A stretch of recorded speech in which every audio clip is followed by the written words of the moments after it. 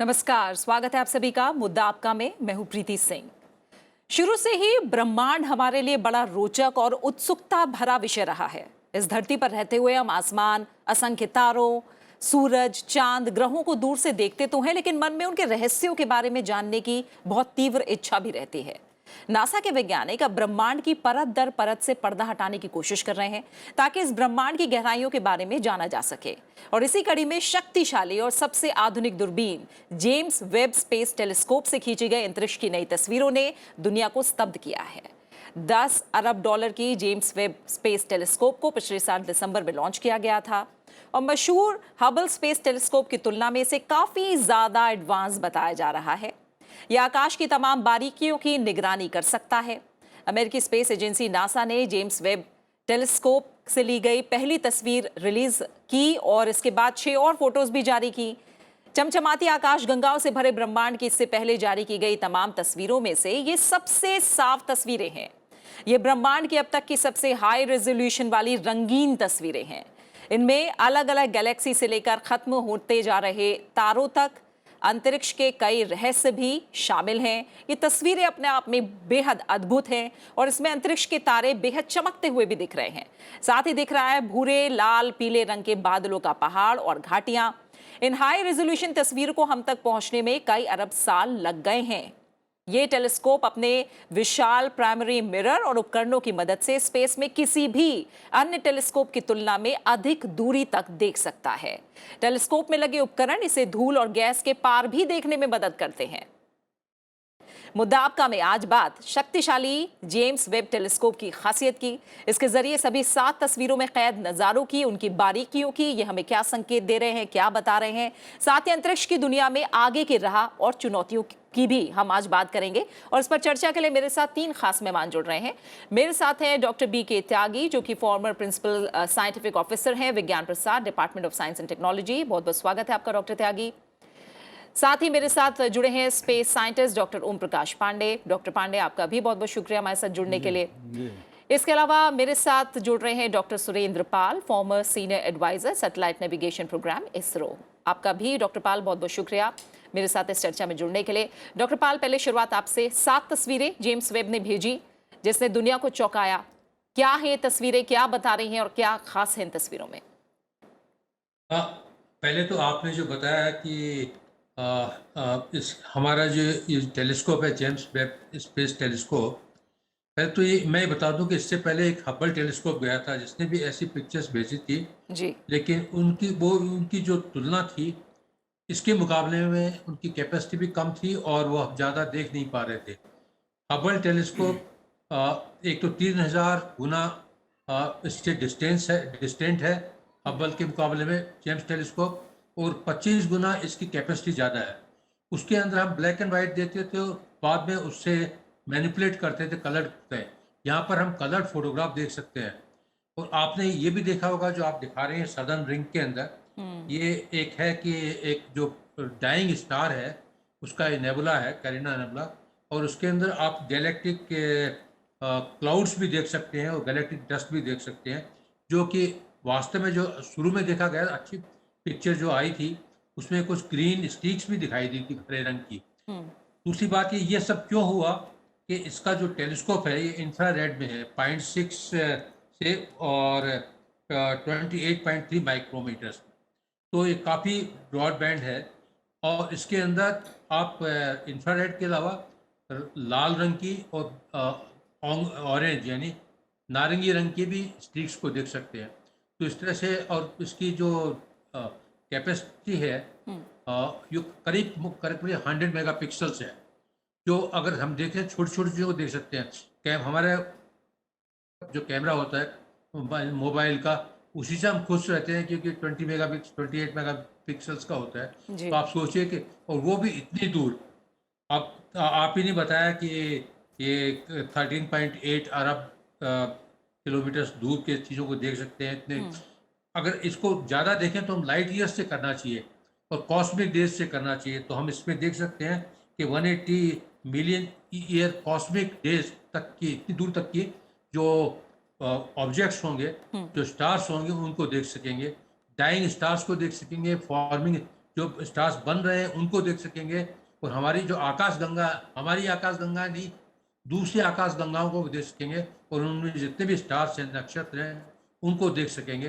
तो इससे हमें पता चलेगा कि जो हम जिसे कहते हैं बिग बैंग फिनोमेना, ये माना जाता है कि बिग बैंग फिनोमेना के बाद में करीब करीब ऑलमोस्ट 20 बिलियन ईयर्स के बाद में अर्थ बनना चालू हुआ। उस कैसे हुआ, उसके बाद में क्या हुआ, इन सब की जो हमें नॉलेज है, ज्ञान इससे प्राप्त हो सकेगा। आपने अभी दिखा रहे स्टीफन्स क्विंटेट, जी। यहाँ पर 4 तो दिखा देते स्टार, उसके साथ में 5वां दिखाई नहीं दे रहा, लेकिन आपको उसके अंदर एक चीज दिखाई दे रही है जो गैलेक्टिक डस्ट है, और गैलेक्टिक क्लाउड भी कहते हैं, जो पहले कभी नहीं देखा गया था, हब्बल से भी नहीं देखा गया था, हब्बल छोटा सा। और ये सब चीजें हम अर्थ पर कितना भी बड़ा टेलीस्कोप लगा ले नहीं देख सकते। तो इस तरह से इसकी कैपेसिटी बहुत तगड़ी है। और लास्ट में मैं ये कहूँ कि इसका ट्रांसमिशन का बैंड में है, और का बैंड में 28 मेगा बिट्स पर सेकंड का है, और इसकी जो कैपेसिटी है वो 57 गीगाबिट्स तक की है डाटा कलेक्ट करने की। तो ऑलमोस्ट ऑनलाइन और रियल टाइम में, और या उसी वक्त हम इमेजेस को देख सकते हैं, हमें ज़्यादा इसका इंतजार नहीं करना पड़ेगा। धन्यवाद। बिल्कुल, बिल्कुल। डॉक्टर पाल, आपके पास आऊँगी मैं दोबारा। अ, डॉक्टर पांडे, जैसे अभी हमें डॉक्टर पाल ने भी कुछ खासियतें बताई हैं जेम्स वेब को लेकर, और हम देखें तो 30 साल पुराने हबल टेलीस्कोप की जगह ली है इसने, और ये कहा जा रहा है कि ये 1-2 नहीं बल्कि 100 गुना ज़्यादा ताकतवर है अपने पहले वाले टेलीस्कोप से। आप और किन खासियतों पर एक तरह से प्रकाश डालेंगे और कैसे अलग है ये हबल से? देखिए, जहाँ तक आपने कहा हबल टेलीस्कोप की बात, तो हबल टेलीस्कोप 24 अप्रैल 1990 को लॉन्च हुआ था, और ठीक उसके 30 साल बाद ये 25/12/2021 को इसको लॉन्च किया गया। अब सवाल ये है कि उसमें सबसे जो मेन अंतर है वो ये है कि हबल टेलीस्कोप जो है वो अर्थ के ऑर्बिट में घूम रहा है, और वो यहाँ से 559 किलोमीटर के एल्टीट्यूड पर है, पृथ्वी से उसकी दूरी है, और उसका जो वज़न है वो तकरीबन 11,110 किलोग्राम के लगभग है हबल टेलीस्कोप का। और ये जो जेम्स वेब टेलीस्कोप है, ये पृथ्वी से इसकी दूरी तकरीबन 1.6 मिलियन किलोमीटर के करीब है।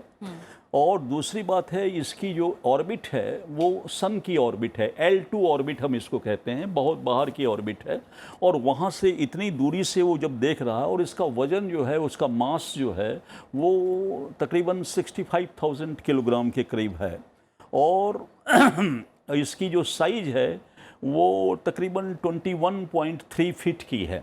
ये इसके फीचर में ये और दूसरी जो अभी पॉल साहब ने कहा, हाई रेजोल्यूशन इंफ्रारेड के भीतर में क्या है, उन सारे को डिटेक्ट कर लेता है, और उसके बाद भी जो क्या कहते हैं क्लाउड्स हैं, जो कॉस्मिक डस्ट के क्लाउड्स हैं, उसके भीतर तक जाकर ये देखने की क्षमता रखता है। और हबल टेलीस्कोप जिस काम को 1 हफ्ते में जिस तस्वीर को क्लियर करता था, उसको ये 12 घंटे में ही क्लियर कर देता है। ये इसकी एक विशेष खूबी है।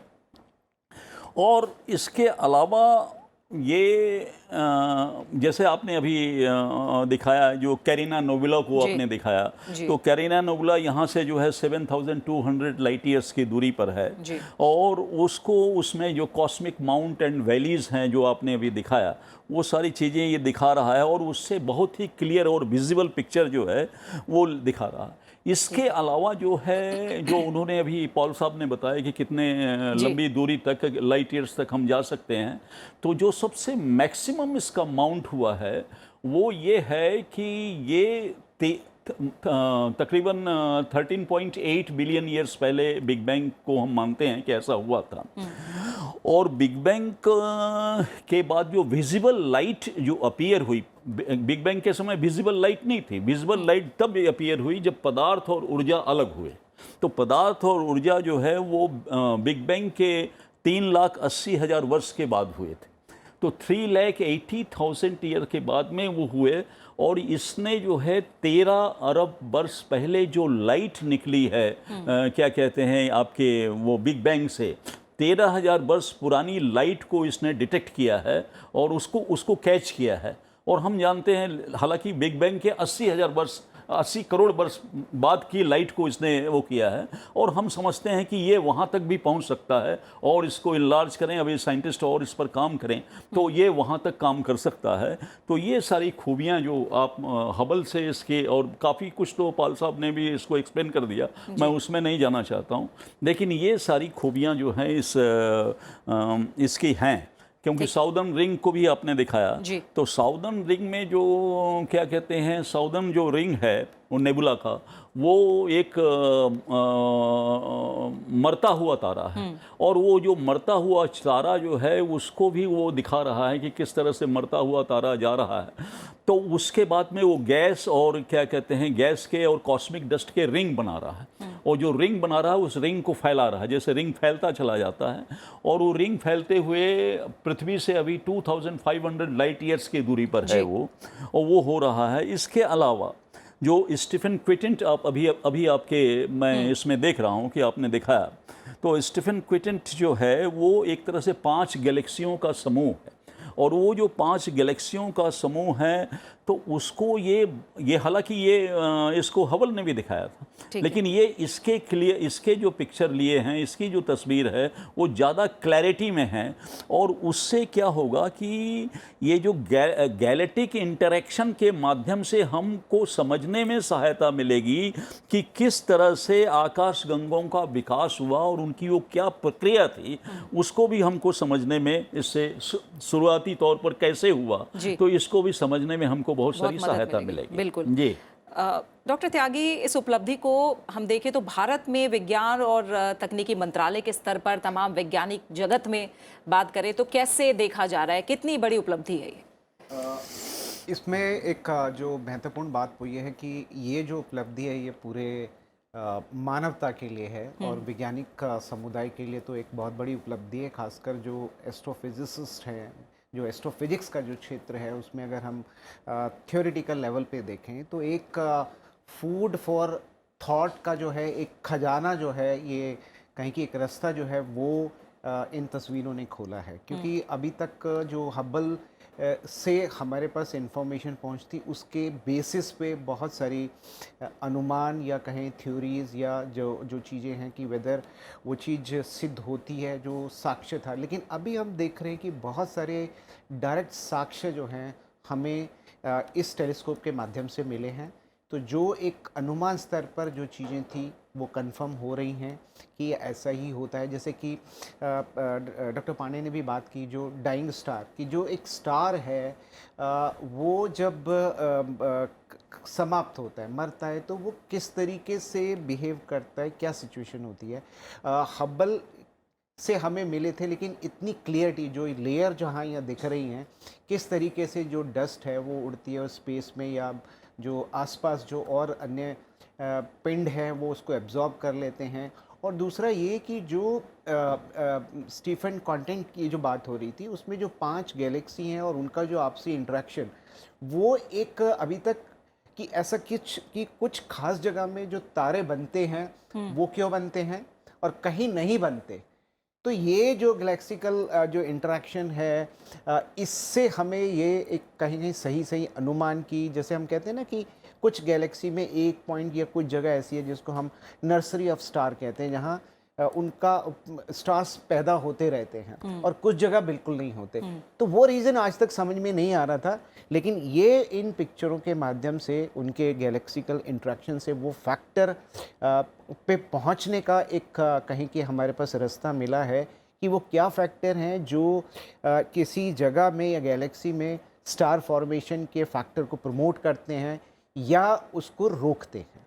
तो अगर टोटली हम देखें कि टेक्निकली इतनी क्लियर जो डाटा है या पिक्चर है, इसमें हमें 2 तरीके से पिक्चर मिली हैं। एक कहें कि वो स्पेक्ट्रो डाटा भी है इसमें, जिसमें जो एक एक्सोप्लैनेट जो जिसके बात हो रही थी कि वहाँ पे जहाँ पानी के चिन्ह मिले हैं और बादल वहाँ पे और डस्ट, ये पिक्चर उसकी पहले कैप्चर नहीं हो पाई थी।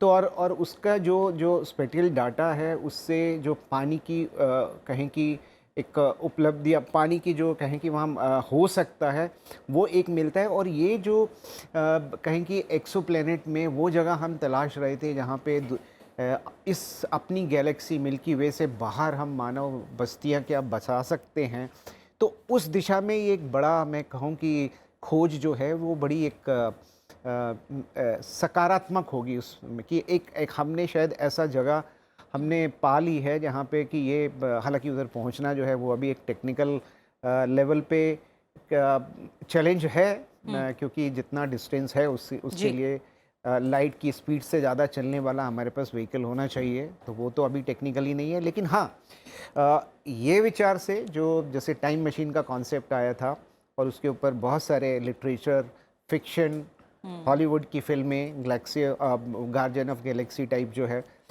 उनके लिए और एक्यूरेटली उस साइंटिफिकली फैक्ट के आधार पे चीज़ों को दिखाना, कंसीव करना, तो मैं कहूँ कि एक नया चैप्टर जो है वो साइंटिफिक लिटरेचर में भी खुलेगा इन पिक्चर से, not only in the scientific community जो, और जो एस्ट्रोफिज़िक्स है वो क्षेत्र के लिए तो मतलब कई सालों तक, क्योंकि इसका जो उम्र है 20 या 20 साल शायद रखी गई है, तो 20 साल जो है कॉन्स्टेंटली हमें लगता है डे टू डे बेसिस पे हमको नया फूड फॉर थॉट मिलता रहेगा। और जो नई नई चीज़ें हैं, जो ब्रह्मांड के रहस्य है, जो अभी एक कहें कि धुंधलेपन में हम कहते थे वो इधर भी हो सकता है, इधर भी हो सकता है, उसका एक बिल्कुल कहें कि जो साक्ष्य है वो डायरेक्ट साक्ष्य हमें मिलने की जो है एक कहीं छड़ी हमारे हाथ जो है वो ठीक। लग गई है। और जैसे सर ने बताया कि जो रियल टाइम डाटा जो है हमें मिलेगा इससे, और इसकी जो कैपेबिलिटी है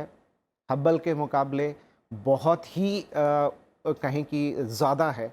चाहे वो हम क्या जी। उसके जो लेंसेज हैं, जो उसका जो रेडियस है वो ले ले, जो एरिया वो कैप्चर करेगा, और जो विजिबल लाइट में और अल्ट्रा वायलेट और इंफ्रारेड रेंज में जो लेवल है वो भी उसका बहुत हाई है। तो एक क्लियरिटी के हिसाब से हमें बहुत बढ़िया पिक्चर्स मिलने वाली हैं और डायरेक्ट मिलने वाली हैं। और जो हमारे कहें कि जो धुंध जी। अभी तक हमारे थॉट प्रोसेस पे होती थी कि क्या हो सकता है, अनुमान ही लगाए जा सकते हैं, उसका एक डायरेक्ट कहें कि प्रूफ जो है वो अब हमको मिलना शुरू हो जाएगा। ठीक है डॉक्टर पाल, इस पे आपका भी कमेंट कि जो वैज्ञानिक सोच रहे थे, क्या उसी लिहाज से जेम्स वेब ने काम किया है या ये उसके आगे के लेवल पर पहुंचा है, और अब किस तरह की आशाएं हैं इसे लेकर वैज्ञानिकों की?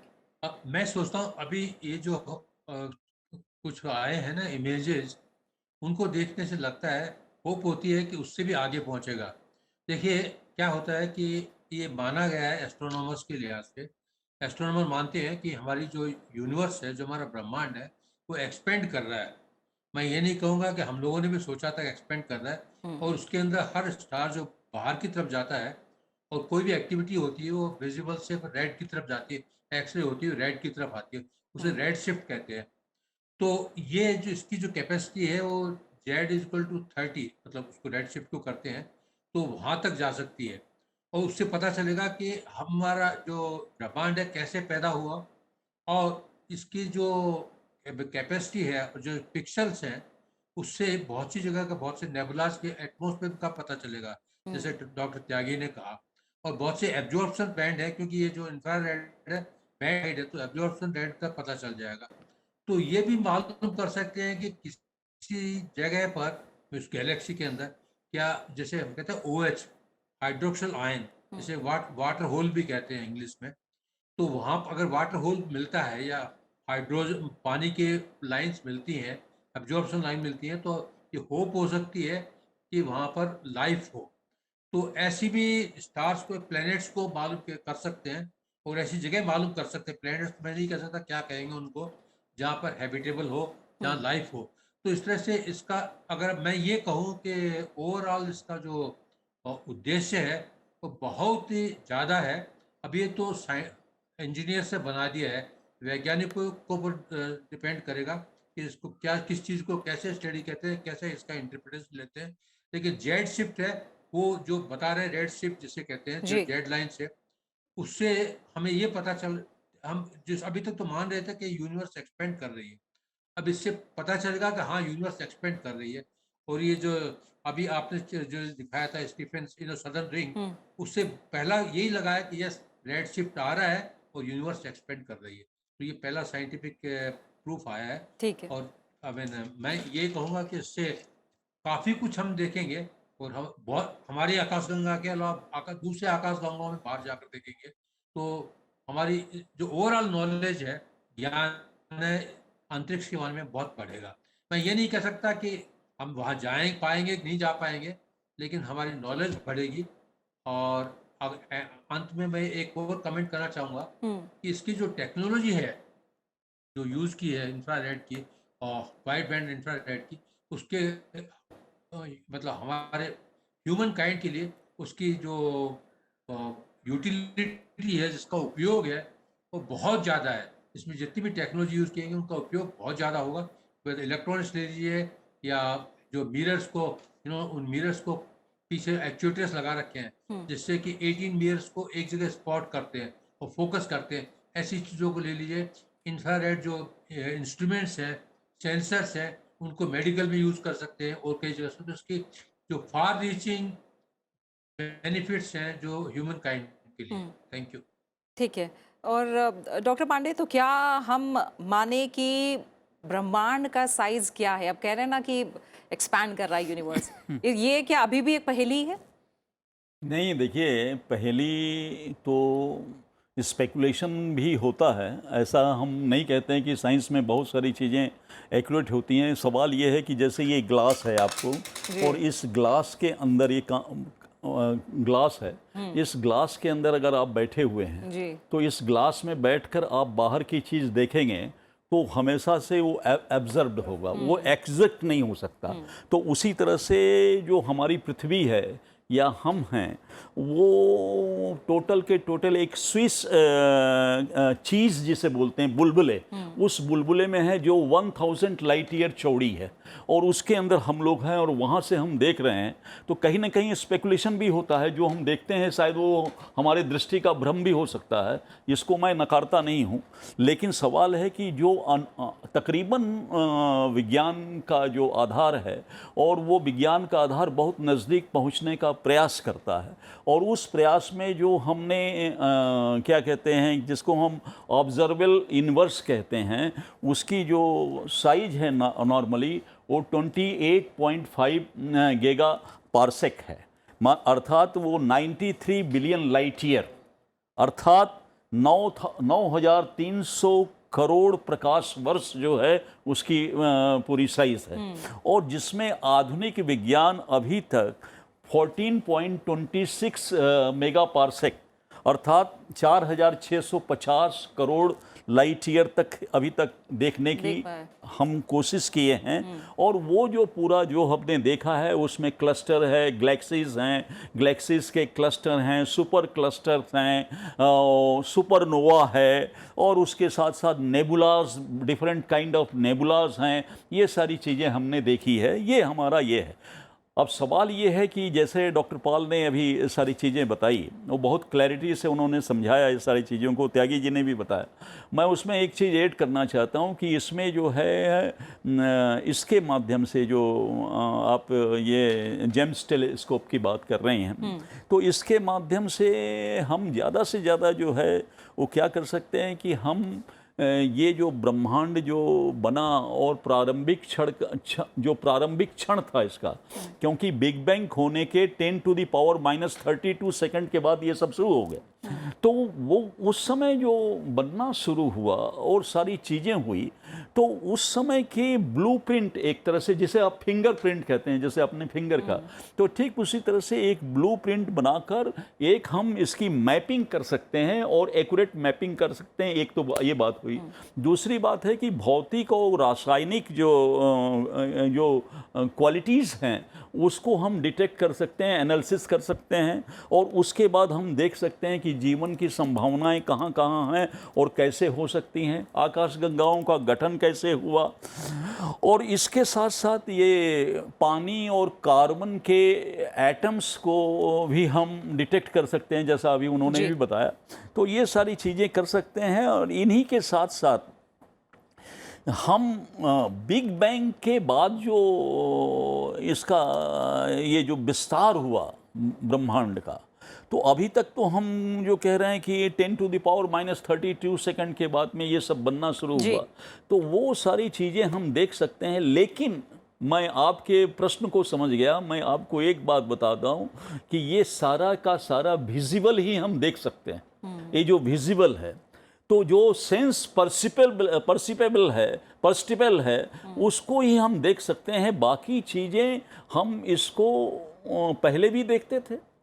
हम पहले कॉस्मिक CMBR के माध्यम से देखते थे, और उसके बाद में अब हम टेलीस्कोप जो धरती पर होता था, तो धरती पर जो टेलीस्कोप हम लगाते थे, जो गैलीलियो के ज़माने से 1604 से शुरू हुआ था, 1608 से, तो उसमें हम लिमिटेड स्पेस को देख पाते थे। जब हम स्पेस में इसको स्थापित करने लगे, कक्षाओं में स्थापित करने लगे, तो हमारा विज़न का डिस्टेंस जो है वो थोड़ा सा ज़्यादा इनलार्ज हो गया। तो उसमें हम उसको खोज कर रहे हैं। अल्टीमेटली हम जो विजिबल चीज़ें हैं ब्रह्मांड में, बहुत सारी चीज़ें जी। बहुत सारी नहीं, मैं बता रहा हूं आपको, बहुत अथॉरिटी के साथ बता रहा हूं, 96% तो इनविजिबल मटेरियल है। यानी केवल 4% गैलेक्टिकल मटेरियल हैं जो विजिबल हैं।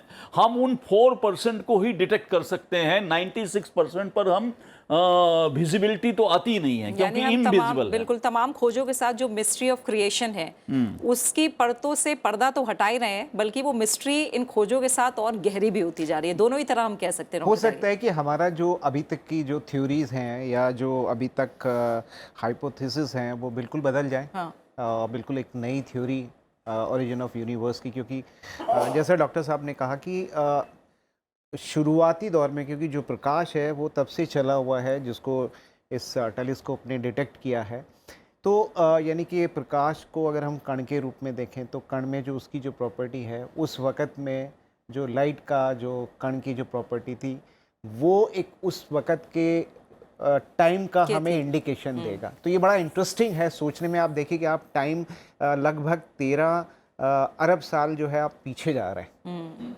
तो एक जो टाइम मशीन की हम बात करते थे वो दूसरे तरीके से हमारे सामने आ गई है, जो इस टेलीस्कोप से हमें मिल रही है। जो 5 गैलेक्सी वाली जो पिक्चर है, उससे जो प्रकाश के कण जिससे ये पिक्चर कहें कि इसको फॉर्मुलेट किया गया है, वो जो उसके जो साइन है वो एक मार्कर की तरह, एक कहें कि अपने जो डॉक्टर साहब कहते हैं फिंगरप्रिंट हैं उस वक़्त के, तो उस वक़्त को जानने का हमें बहुत मौका मिलेगा। क्योंकि ये एक हमेशा से जो ये एक्सपेरिमेंट भी जो सन वाला है उसमें भी एक ये बात थी कि जब यूनिवर्स बना तो क्या स्वरूप था, क्या क्या पार्टिकल बने उस वक़्त।